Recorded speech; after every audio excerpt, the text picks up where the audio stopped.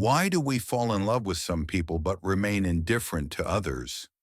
Why does someone suddenly seem to be the one even though we have just met him? Is it fate, coincidence, or something much deeper?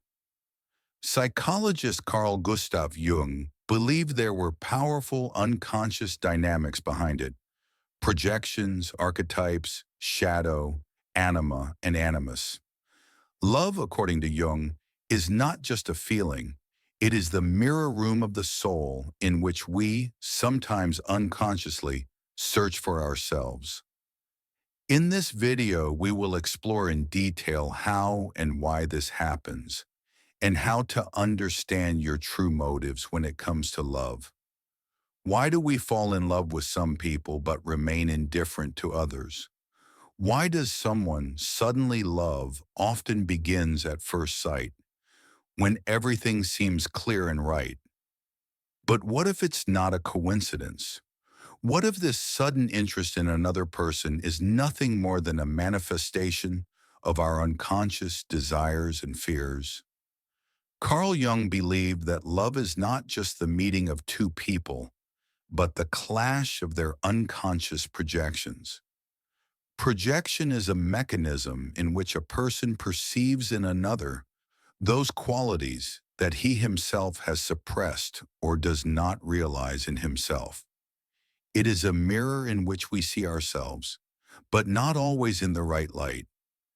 Jung described the shadow as those parts of the personality that we are unwilling or unable to accept in ourselves. These qualities we hide in the depths of our consciousness in order to feel more normal or acceptable to others. However, according to Jung, these repressed traits do not disappear. They remain in the subconscious mind and can manifest at the most unexpected moment. For example, in love.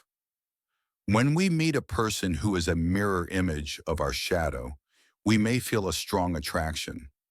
This person may be manifesting traits that we suppress in ourselves, but that we are sorely lacking. Think about your last strong infatuation. Could it have been because the person seemed completely different from yourself? Or perhaps you saw qualities in him or her that you lacked? This is exactly what shadow projection is. Let's say you are an introvert who feels uncomfortable in social situations. It's quite possible that you might feel attracted to an extrovert, someone who always finds common ground with others. You may admire his confidence, cheerfulness, and energy. And here's why. These traits are in your shadow, and you project them onto your partner. You can't fully express these qualities in yourself, but you want to see them in the other person. At first glance, this seems like love, but it's really a desire to be more whole than you are. Shadow projection works like this. We idealize the person we are in love with. We see them not as a real person, but as our ideal partner who should complete us. However, as soon as we begin to see reality instead of the ideal, disappointment appears. At this point, the relationship either deepens, if both partners are willing to accept each other as they are, or dissolves. Love can be an amazing catalyst for personal growth, but to do so, it's important to recognize your shadow and not project it onto your partner. Only by accepting your weaknesses can true development begin. It is important to realize that shadow projection does not lead to a healthy relationship unless we are willing to accept our partner for who they are.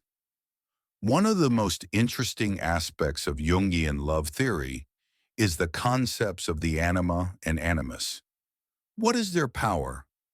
Why do we often fall in love with people who, at first glance, seem to us not quite our own, yet are so appealing? Jung believed that every person carries in his unconscious an image of the opposite sex. In men, This is the anima, the feminine side of the psyche, and in women, the animus, the masculine side. These archetypes influence our perception of the world and determine who and why we choose as partners. For men, the anima is often embodied in the image of an idealized woman, which is formed on the basis of experiences with the mother. If in childhood a man was close to his mother, who personified care, tenderness, and support, he will tend to look for a woman with these qualities in his life. On the contrary, if the mother was cold and aloof, a man may subconsciously attract women who remind him of this unattainable mother. In women, it's similar. Animus is the masculine part of their psyche, and it can manifest itself in attitudes toward their father or other significant male figures. If a woman had positive feelings about her father in childhood, she will seek a partner in the future who resembles this model.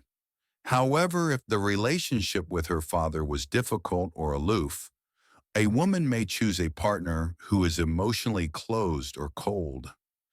Anima or animus projection occurs when a person sees in his partner not his real personality, but an idealized image that corresponds to his inner archetype. When a man falls in love with a woman, he is attracted not only to her appearance or character, but also to the way she displays the qualities he seeks in his anima. The same thing happens to women when they fall in love with men who match their animus. However, this projection can lead to idealization of the partner. A person begins to see in another person the perfection that he or she lacks. In reality, every man has his own shortcomings and weaknesses. Over time, the projection begins to crumble, and disappointment becomes inevitable. But true love comes at the very moment when the projection ends and the partner is perceived in his or her fullness. Carl Jung believed that love is not only an emotional experience, but also an important process for personal growth. We often fall in love with people who can make up for aspects of our personality that have been underdeveloped or repressed in the past. Love becomes a way for inner transformation. Jung argued that many people unconsciously choose partners who can help them complete unfinished psychological development. For example, a person who did not feel supported and loved as a child may look for someone in a partner who will be their emotional support. However, such love can become dependent and unhealthy if the partner becomes not just a loved one, but a kind of therapist who fulfills inner needs. True love, according to Jung, is not about filling in the missing parts of oneself through a partner, but about developing those parts on one's own. A healthy relationship occurs when both people work on themselves rather than looking for a savior in each other. In the process of falling in love, we often idealize our partner. We begin to see ideal traits in him or her that we miss so much. But what happens when this idealized image crumbles? What happens when we are confronted with reality? Love that begins as a dream often ends in disappointment when the partner turns out not to be as ideal as we imagined. Jung argued that this process of idealization is not just an illusion, but an important stage in psychic development. By idealizing a partner, we find in him or her the traits we lack. However, real growth only begins when we stop looking for the ideal in the other person and start accepting them for who they are. Love and psychological splitting. When we talk about love, it is impossible not to touch on how it relates to our inner conflict and split personality. Jung argued that many people in search of love try to merge with their partner to become whole. to fill not only emotional but also psychological gaps. This in turn can lead to psychological splitting, where we lose a sense of our own identity. Psychological splitting and idealization. Idealizing a partner is one of the first steps to this splitting. We begin to see the person not as their real self, but as an idealized image we have created in our imagination. In love, we project onto our partner those traits that we ourselves cannot accept, and thus try to restore wholeness. However, this does not mean that love saves us from inner cleavage. The process of merging with a partner can lead to psychological dependence.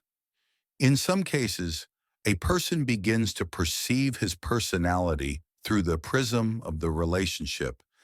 He cannot exist without his partner and begins to lose his sense of autonomy and identity. In such cases, love ceases to be a constructive force contributing to development.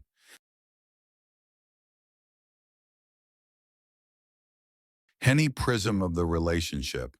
He cannot exist without his pa, but becomes a source of stress and suppression. Relationships as mirrors. Reflecting inner conflicts, Jung argued that each person is a kind of mirror for his or her partner. Relationships serve as a place where we can see not only the outward manifestations of love, but also the inner, sometimes hidden personality traits. When we enter a relationship, we are faced with the fact that our perception of our partner can be distorted by projections. These distortions become especially noticeable when our unconscious conflicts begin to manifest themselves in our partner's behavior and reactions. For example, if a person feels insecure in a relationship and begins to doubt their attractiveness, this can affect their perception of their partner, who begins to seem less available or less friendly than they were before. These psychological splits that arise from projections and idealizations can be painful, but they can also be catalysts for inner work and personal growth. Realizing that a partner is not just an object, but a mirror of our inner world, helps us begin to recognize the unconscious mechanisms that shape our relationships. Chapter 6. Restoring Wholeness Through Accepting Reality. One of the most important stages in the development of a relationship is the transition from idealizing a partner to accepting them in their real wholeness. This process can be difficult and painful, but it is necessary for the relationship to become real rather than remaining illusory. Breaking idealization as the beginning of mature love. When we stop seeing our partner as an idealized projection and start accepting him or her for who he or she is, an important process of psychological integration takes place. We stop looking for the ideal in the other person and begin to realize that true love is not perfection, but the ability to mutually accept, respect, and care for the other person.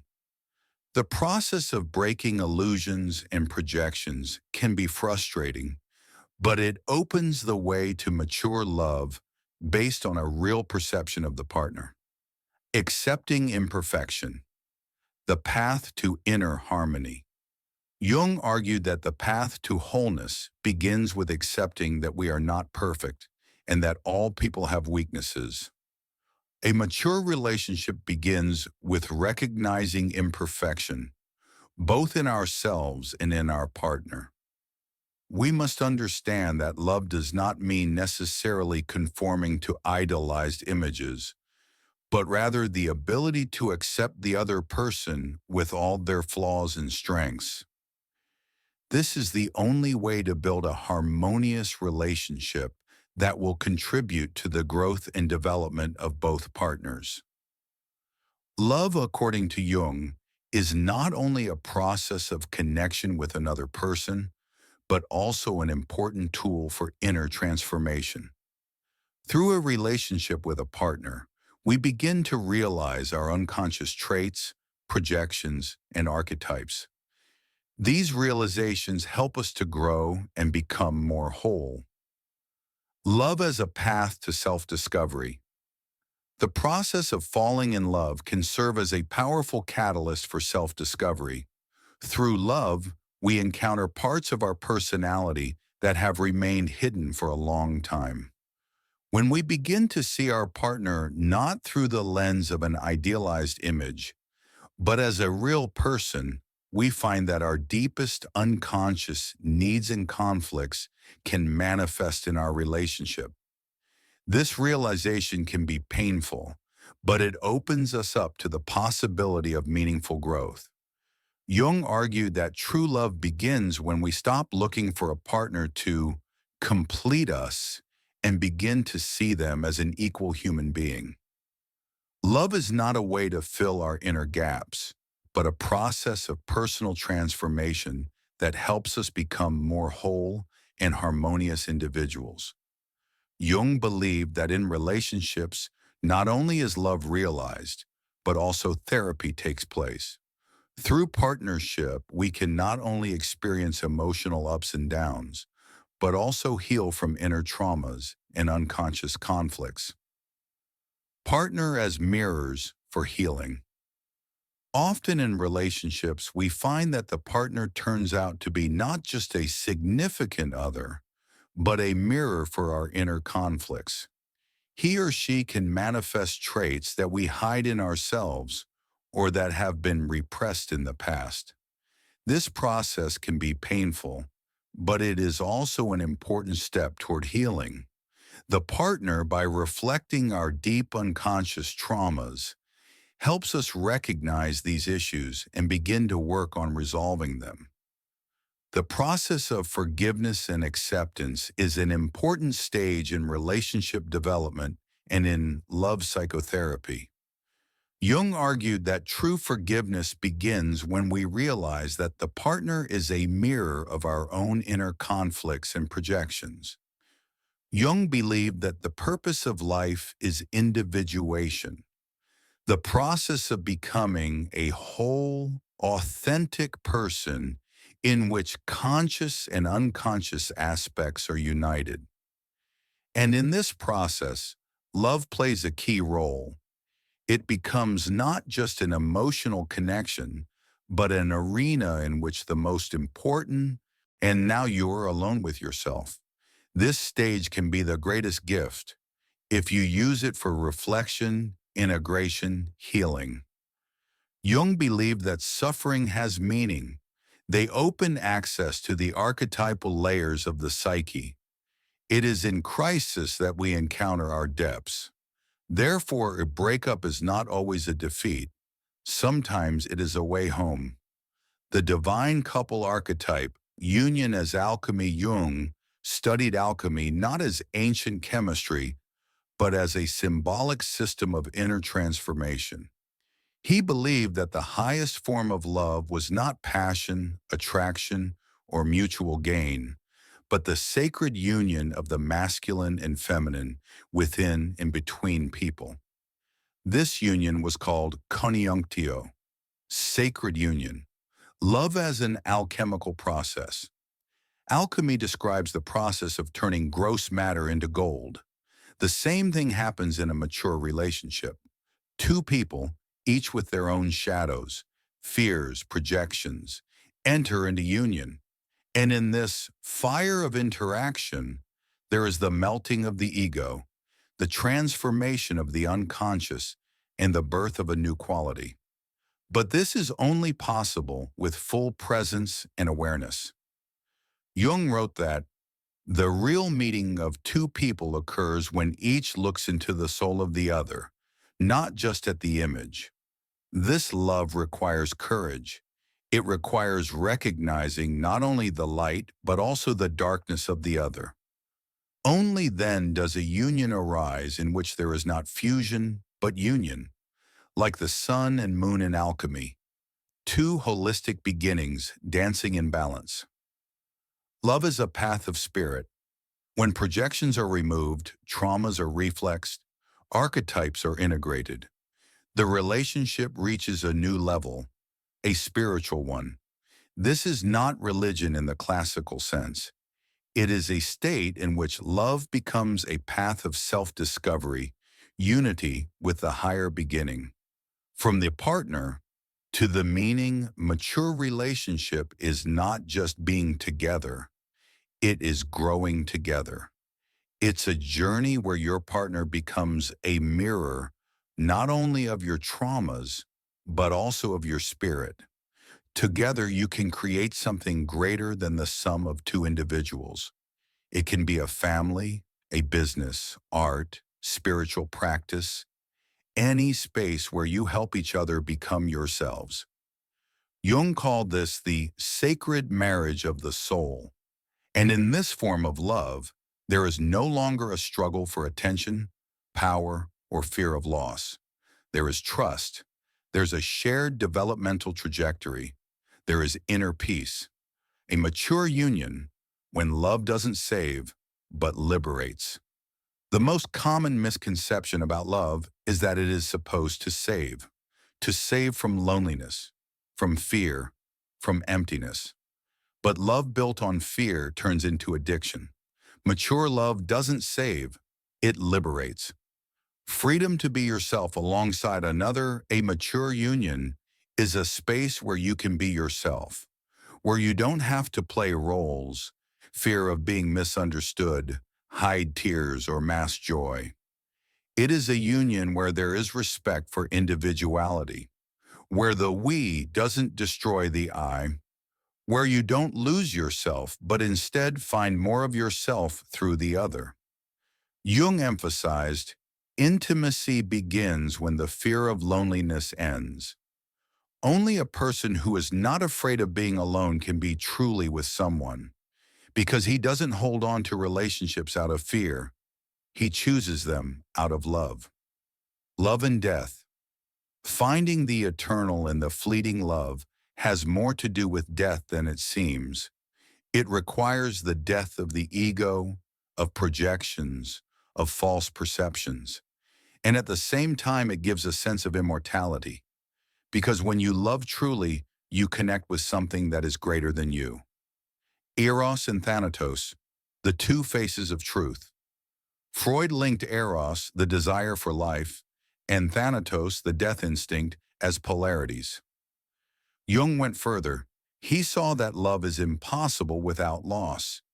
You lose the image to which you are attached. You lose illusions. Sometimes you lose love itself. But in this you find true depth, contact with the eternal, with the archetype of the Great Mother, with the cycle of life, with a meaning that transcends the individual. The psychologically mature person knows love is not eternal in form, but eternal in essence. The relationship may change, the partner may leave, but what you have learned through love remains forever. It transforms you, and it doesn't go away. Returning to yourself. The final step in this journey is to return to yourself, but no longer to the self that started the journey. You are already different, integral, calm. You no longer seek validation from the outside. You're not afraid of loneliness. You're not chasing an ideal because you've seen your shadow, integrated the anima or animus, survived projections, idealizations, disappointments, breakups, and survived. You are not only able to love, you are able to be in love. If you want to truly understand who you are and not live someone else's life, keep going. This is just the beginning. There are no random videos here. Each one picks you up piece by piece. Subscribe, turn on the next one, and stay tuned. Self-discovery isn't about inspiration. It's a choice to see, to understand, and to not look away.